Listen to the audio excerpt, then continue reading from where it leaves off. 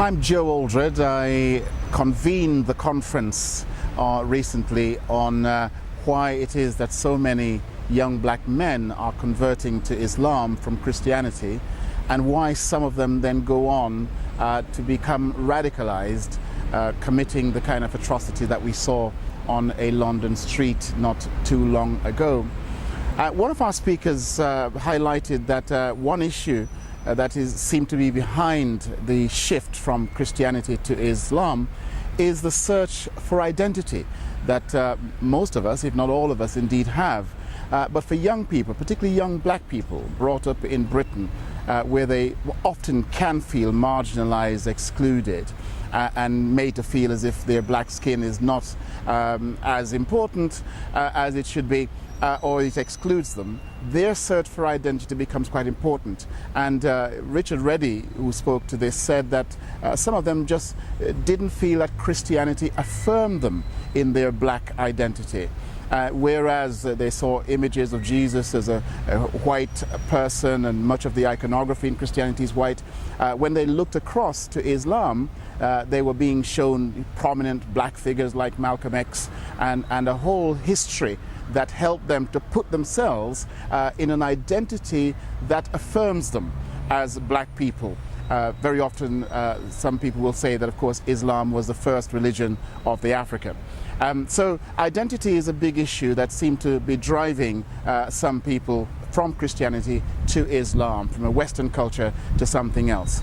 And then why some people became radicalized, another one of our speakers, Talib, seemed to indicate that the reason for this mostly was to do with a subversion of a convert. You know, whereas a convert is trying to get to understand the faith, somebody comes along and diverts them from the true faith into some kind of a misuse of that faith, and teach them really how to hate rather than how to love.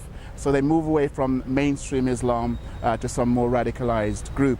And it's really up to the churches, I think, to try to counter both of those two things. Not that becoming Islamic is necessarily a bad thing, it's a choice that people can make. But if people are leaving Christianity to go to Islam because of malfunctions within Christianity, I think that's an issue for Christians. And some of the issues that we identified within the conference, one of them was that not all Christian ministers in the black churches seem to be capable of explaining properly the reason behind their faith. Trinity was one of the key things that Richard picked up, that some people, when they asked about what is the Trinity, why do you teach it, sometimes the answers they get did not make sense to them. So churches need to be able to explain their faith better. Also, churches needed to, another issue that came out of this conference, affirm black identity, help people to locate that within the human experience. So a program affirmation of blackness. A third issue for some people converting to Islam was around masculinity. They feel that Islam makes them feel like they're kings, whereas within Christianity very often they go to a church that's full of women. And so churches have to work on at least those three things. A fourth area might be working at interfaith dialogue, helping people to understand other faiths, not necessarily join them, but to understand how those faiths may interface with their own faiths.